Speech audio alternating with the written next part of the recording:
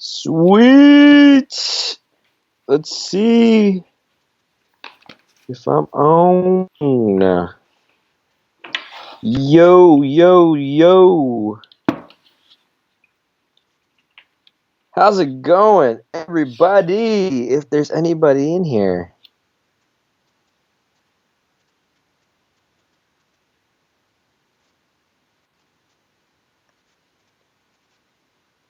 All right, so let's just see if there's anybody in here. I can't see. Two people are watching. Yes, we are live. We are live. What is going on? All my party peoples. I have Gyro Zeppeli.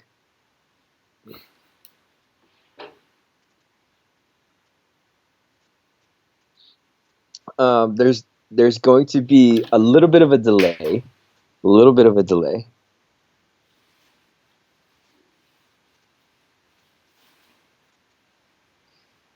Gyro. Hey, Orion! What's going on, man? So I just want to let all my party people know right now that pretty much we're gonna get started in a minute. As soon as more and more people come in. Oh, Steve Bitcoin! Hi, Steve.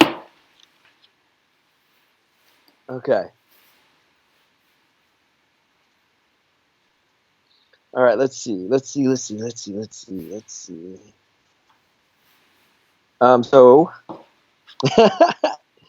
listen. So this is what we got planned right now. We are going to get started. All right. We're gonna do a countdown.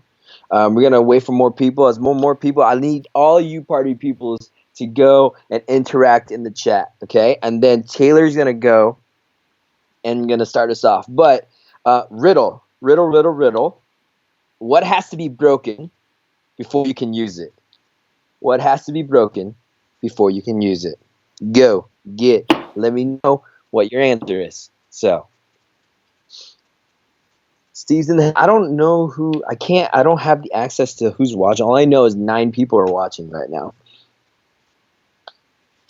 Oh, it's 6 o'clock. Well, I mean, I'll be cut off here in this shortly as soon as the stream catches up. But yeah, we'll see you guys in 3 minutes.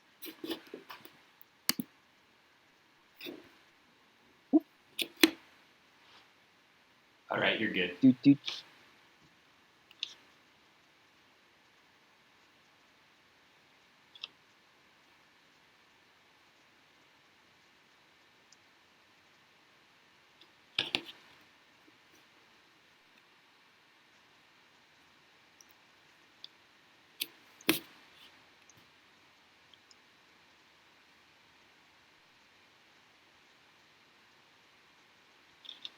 They still hear us.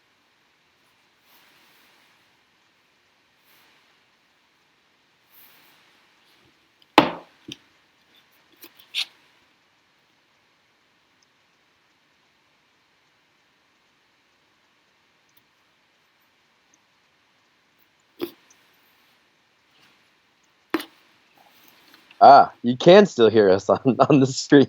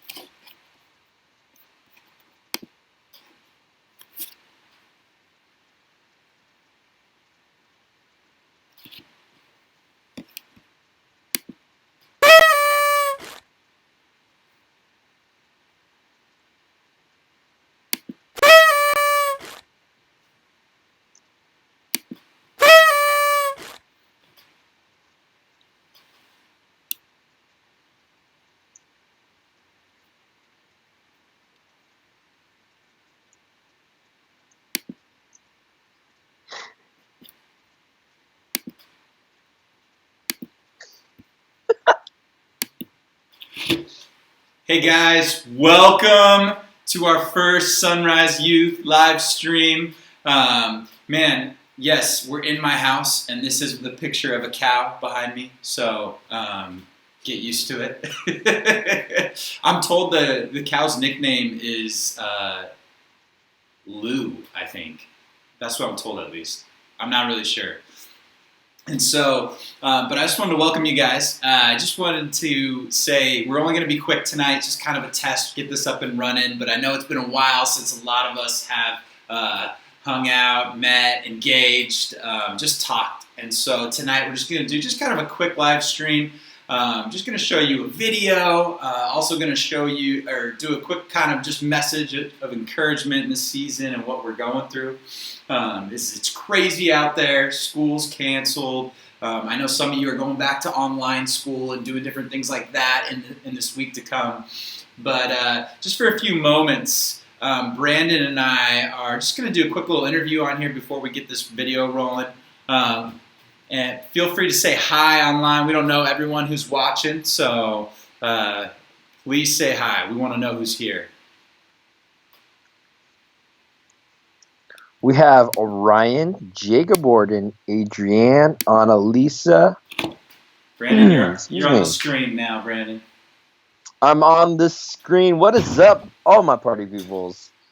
We have Adrienne, Mike, Stephanie, Steve, and Nancy, Jacob, Holly, Jacob Borden, What's Orion. up, everybody? What else do we have?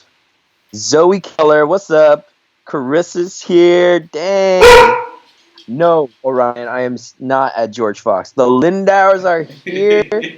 How's it going, Sarah? How's it going, Will? What's it? Okay, we have Michelle here. Lewis, I see you. Lewis is here? Oh, there he is. Yeah. Why is Lewis frustrated? Oh no.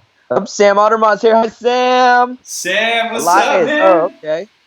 Elias is his nickname is Flock. Okay, I see you. What's up, Elias? Randy, what's up, man? Welcome. I know there's a little bit of a delay on here. Josie. Hello. There's I counted. It was a 10 to 15 second delay. Okay, I didn't count it completely.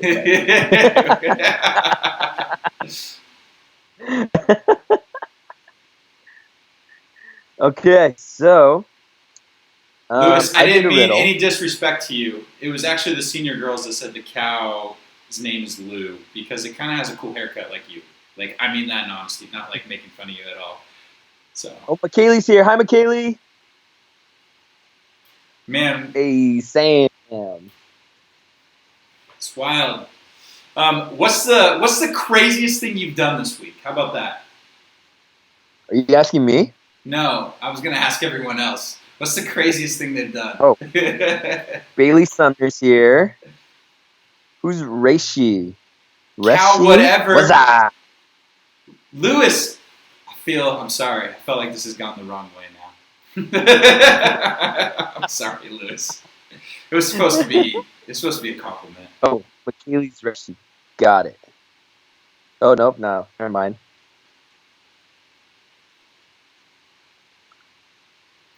I just realized my face is really zoomed up.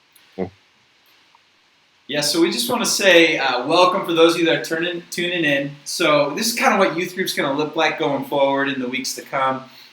One of the big things that you guys need to know is, so next week, kind of our plan is we're going to join, we'll do it again at 6 o'clock, but at 6 o'clock we'll have some fun, a little bit of an encouragement message, and then at 6:30 our hope is to do some small groups through the app Zoom, or through the program Zoom.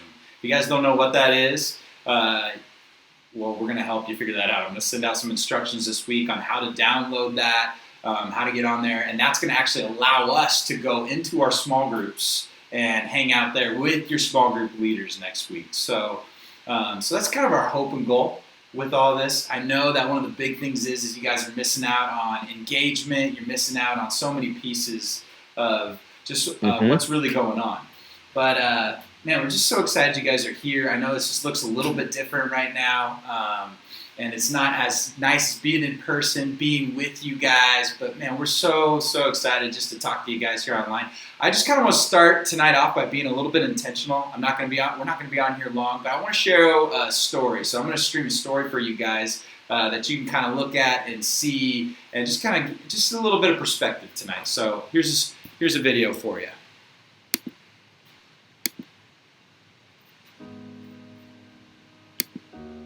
My sophomore year of high school, I was blessed with the opportunity to play varsity basketball. This is like a big deal. I went to a school that was popular for its basketball team, so being on that basketball team was a big deal. I got a lot of notoriety for it. And with that came a lot of people that just want to hang out with me just because I was on the team. I didn't even know their last names, but quote unquote, they were my friends. So at school, I would just run with the popularity because it made me feel good. It made me feel wanted. It made me feel like someone actually needed me. So I would portray myself as this Mr. Popular, as the cool guy at school. But when I went back home, I didn't have anyone to talk to. I'm an only child without a father and just a mother that worked from 6 in the morning till about 6 in the day. So I was lonely. I didn't really have anyone to talk to. I came home after school. If we didn't have practice, I would come home and watch TV, and that's all I would do. At school, I would have to fill a void. I would have to, you know what I'm saying? I did all this stuff to make myself feel better. My mom raised me in church. I was in the choir. I was doing all these different things to show people that I love God here.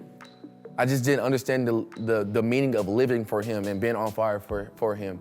I would say I was lukewarm. While I was being involved in church and people seeing my face around, I had the awesome privilege of meeting a man that changed my life around. He actually just had moved in from Philadelphia to be our new youth pastor. And during this transition, all of the kids and youth were like, who is this guy? Like, why is he here? Like, we don't want you, we want our old youth pastor. And little did I know that this man was gonna change my life for the better. And so just meeting him and just being that big brother that I never had, being that father that I felt like I never had. And he just looked out for me, had my back, and I was with him all the time, so he showed me what a man of God actually looks like. And then I had another privilege of meeting a young man that was the same age as me that went to my church. He spoke one Sunday, on a back to school Sunday, and it changed my life. And I've seen him around church before, but I didn't really introduce myself to him. So I introduced myself and we just grew from there. We were going through some of the same things. His dad was working all the time and his mom was working all the time, so he felt like he didn't have a father. And he would express these things to me and I was like, bro, I'm going through the same thing, like you don't understand. And he would know if I said, hey bro, let's go to the gym, he would know that there's something on my mind that I need to let out. So I would just be shooting and he would just be getting my rebounds, just talking to me. What's up, bro? How you feeling today? I'm like, bro, I'm going through such and such, I'm going through this, I'm going through that. And just having that kind of friend, just having your back like that is awesome. And it's heaven sent, like nobody else but God can do that. With Cortland, you have a man of God that will keep it real with you. You have a man of God that's an athlete. And you have a man of God that actually is genuine and cares about what you're going through in your struggle. So I greatly appreciate him for all that he's done.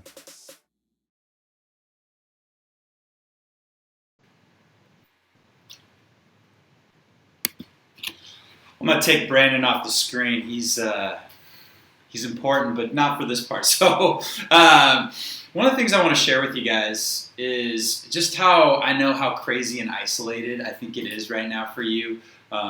A lot of you guys are maybe playing video games, you're going through your phones, you're running out of things to do, and it's kind of a crazy season. And I know that, man, I think we're all in some unprecedented times. We haven't been here before, so for me to sit here and tell you this is how you get through this time, I'm not gonna do, because, man, this is new for me. This is new for so many of us. And what we're experiencing and what we're going through, to be quarantined and to be told we need to stay in our homes. And so, man, it's really, really crazy. But I just wanted to encourage you. I want to share just a little bit, just kind of where I think maybe this can apply to you. Maybe you're not so worried about this coronavirus and what's going on right now in the world. Maybe you got some other things though that you are concerned about and you are worried about. And so I want to read a couple verses to you here tonight and just share my thoughts on these. And so the first verse I want to read to you is this one in 1 Peter 5:7. It says, "Give all your worries and cares to God, for He cares about you."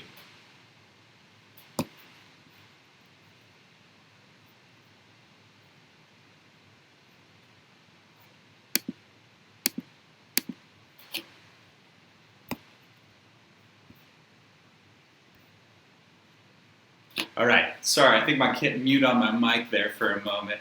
But so what I wanted to share with you guys is this verse right here. It says, "Give all your worries and cares to God, for He cares about you." And I know this is kind of crazy. It's one of those things, as you're entering into the school year and you're entering into all these things. It's like, I'm not going to tell you here's what I'm going to tell you. Man, we haven't been here before.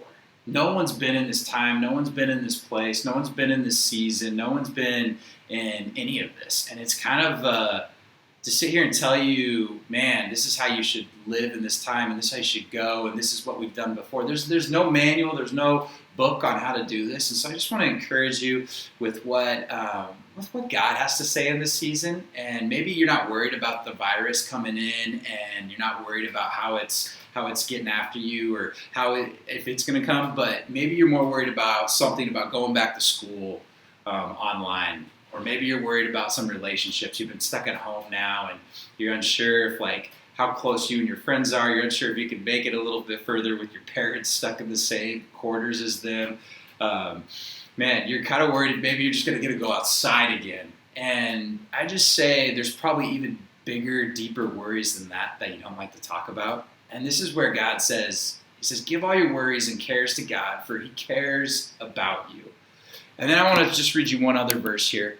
It says, "Don't worry about anything. Instead, pray about everything. Tell God what you need and thank Him for all that He has done. Then you will experience God's peace, which exceeds anything we can understand. His peace will guard your hearts and minds as you live in Christ Jesus." Now, it's kind of a crazy concept, this idea of basically it's like God cares about us. And I would say maybe a lot of the time we might argue with the fact that maybe God doesn't care about us. Like, that's kind of how we feel. Like, it's like, where is He? And I think it's easy to ask that question in the midst of all this coronavirus and everything else going on in the world.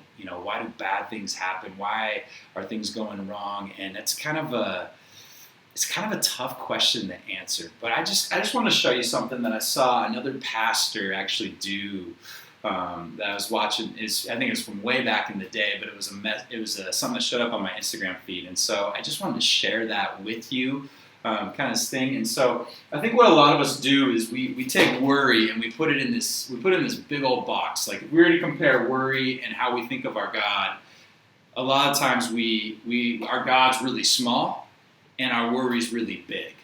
And what we do is this is kind of how we walk around, is we have all this worry that we're carrying, all these things, and then all of a sudden we're told to, like, hey, we read a verse that says, "Hey, cast your worries onto God." And so what we do is we take the worries and we take a worry out of here, and maybe it's just the simple fact of just the season. You're like, I'm worried that I'm maybe not going to go back to school before this. And so we take that and we're like, all right, I'm going to give it to God. And we put it in the box. We put it in the God box, and it's like, okay, I'm praying about it. I'm talking about it. Lord, please show up. And then all of a sudden it's like, another day goes by, and what we do is go, okay, God, I tried to give it to you. You didn't show up, so I'm going to take that. I'm going to put it back in my worry box. And now I'm going to take control of it, and I'm going to worry about it, and I'm going to try to make something happen, or to think it through enough times that maybe something will change.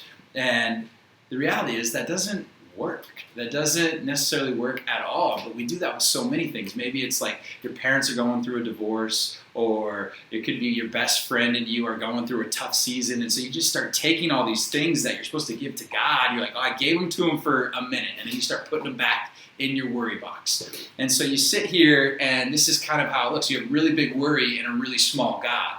And as wild and crazy as that is, that's not the way that we're supposed to live. And in this season, more than anything, man, I would say we're watching how big God is for some people and how big worry is. And you could say that with the virus. You could say that with anything.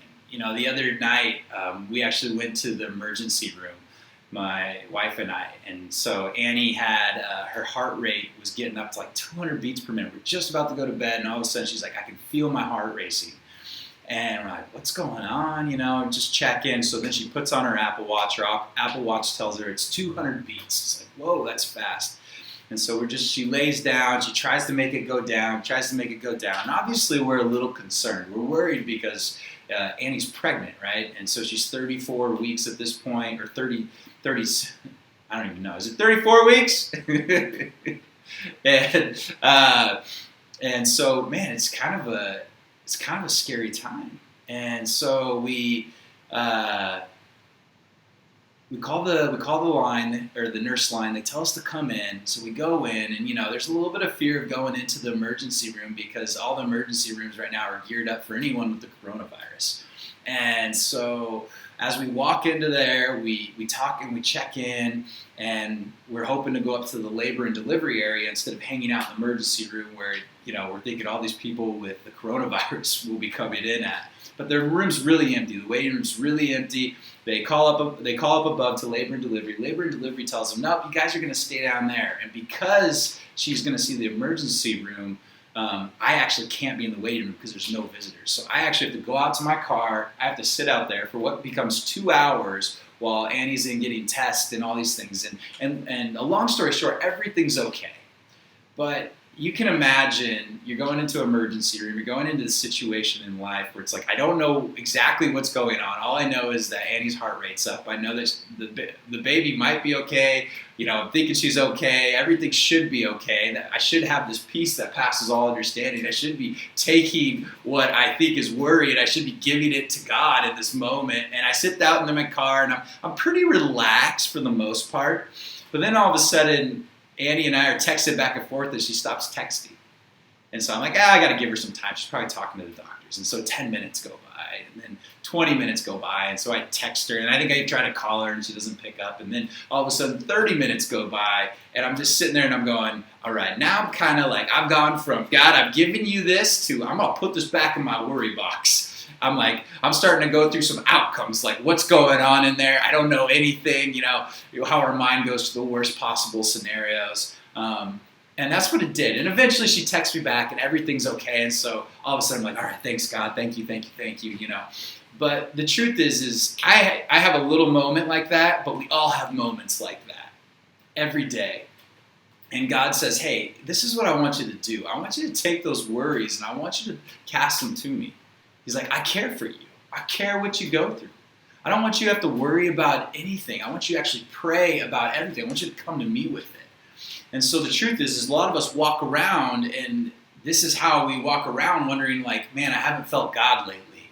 I don't know where God's at. I really want to experience him, but I don't know where he is. And the truth is God does not call us to live with a big worry box and a small God box and walk through life that way. Because if we really want to experience God, then we have to make our God bigger. And so the way that he really wrote the story to be, and I know this is just kind of a simple way to say this, but he wanted this to be the big box. He wanted him to be the big God in our life, that he would be the one that we go to, and that our worries would actually be the small things in our lives. And so as we look at this and we see these things unfold in our life, we're supposed to make God so much bigger than all the little worries that come up. And a lot of us don't do that, but as we continue to take our worries and we cast them to God, we're going to need that bigger box to continue to give them to God. And so as we sit here and we kind of walk this journey, I would say even bigger than that, as we take the things that we can control, we should actually just give them to God fully, and we should just put them in here because we should become one in Christ. We should be a part of the body. And so, man, as you see this happen, we should actually live our whole life through the lens that our God is big. And so as you're kind of going around and this week and kind of thinking through these different things and maybe concerns or maybe dreams, I know some of you seniors out there, man, you guys, this is tough. I mean, I don't know if you guys are going to get to go back to school. I don't know if you guys are going to get some of those experiences. I know graduation's kind of in limbo right now. There's so much going on. And then there's, I got 8th graders out there. Man, it's supposed to be like your 8th grade promotion. You get graduated in. Some of you guys had spring sports going on in this season that you don't get to do. Like this was the last opportunity, or maybe you made varsity for the first time and you're super excited about it. Maybe this was your first year. I think we all lost out on some kind of moment or some kind of opportunity in all of this. And man, that's where we kind of get to make that real practical decision where we go, hey, am I going to take this and give it to God? Or am I going to take this and I'm going to hold on to it and worry about it and try to see what the outcome is? And even though I might not have control of what the outcome is. Now, a lot of us want peace. A lot of us want to experience that. But the real peace I think we're looking for can only become when we start living with a big God in our life. We start making God bigger than our worries. And you say, how do you do that, Taylor? Well, I think it's really simple. And I'm going to tell you there's a couple ways. And you always hear me say this, but obviously, man, it's such a great time to read your Bible. I mean, I know there's not a whole lot going on, but it's a real simple time to just pull out the Bible and say, hey, I'm going to read a chapter just today. And I'm just going to think about it. Or maybe it's just as simple as like, you are allowed to go on a walk still. And maybe for you, you just need to go walk outside and clear your mind and talk to God.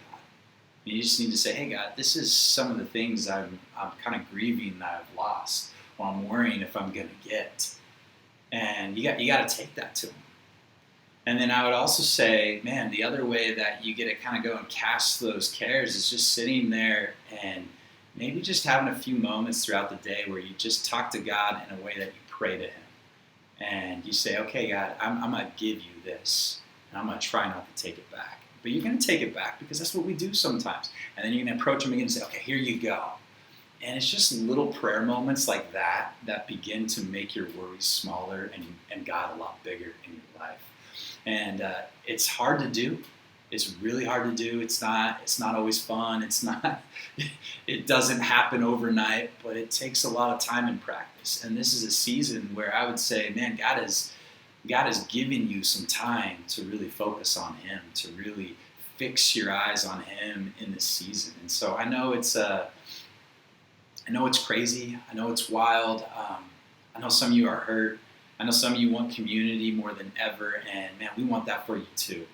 And so I know it looks different this season than what we want it to be or what we hope it to be, but next week we are going to bring back small groups as our goal, and it'll be over a video conferencing thing, so it'll be a little bit different, but we'll help you figure out how to get signed in. We'll send out information to you, to your parents, and try to make that happen. I know some of you won't have access to that, and so we're just going to do the best we can. I get it's not a perfect solution, but we're in a season where, man, there is no perfect solution. There's just ideas. And one of the things I've been saying in this season is, man, we're going to come up with new ideas, and we're going to fail big doing it. And that's all part of the process because, man, I believe that God is doing a new thing, and He may be doing a new thing in you, but He's doing a new thing in this youth group right now. And so it's such a powerful season. You got leaders on here. Your leaders are a text message away.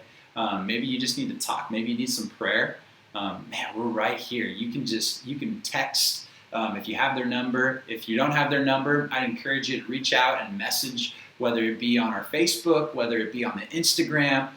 Maybe it's like you're like, I don't have any of those. Maybe ask your mom and dad if that's what you do and need help, and just say, hey, I really need to talk to Taylor, or I need to talk to one of my leaders, and I really want some help in prayer. And what you can do is you can actually just email youth@isunrise.com, and we'll get that prayer request. Because the truth is even though we're so far apart, when we're praying from where we're at, that really brings us together. And so I think it's a really powerful season. Man, we're really excited for what's to come, but I'm also mourning with some of you out there is there's some things that have been lost because of this right now. But one thing great about God is he is never a God who lets anything go to waste. He's always redeeming it. He's always working it out for the good of those who love him. And that doesn't, what our good and God's good looks like is different. But man, God's good is so much better than our good. So much better. And so I'm excited for the season ahead.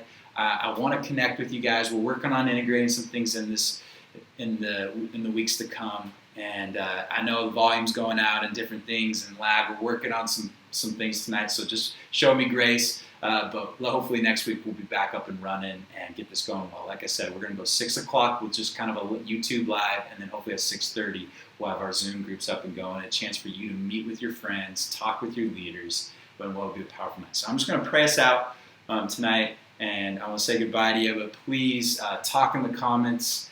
Don't forget to just say hi, reach out to your leaders. They want to talk to you. We want to talk to you. We don't want this time to be a time where you're hanging out by yourself. So let me pray. Father, thank you so much for just the moment of us connecting, as awkward as it is through a screen.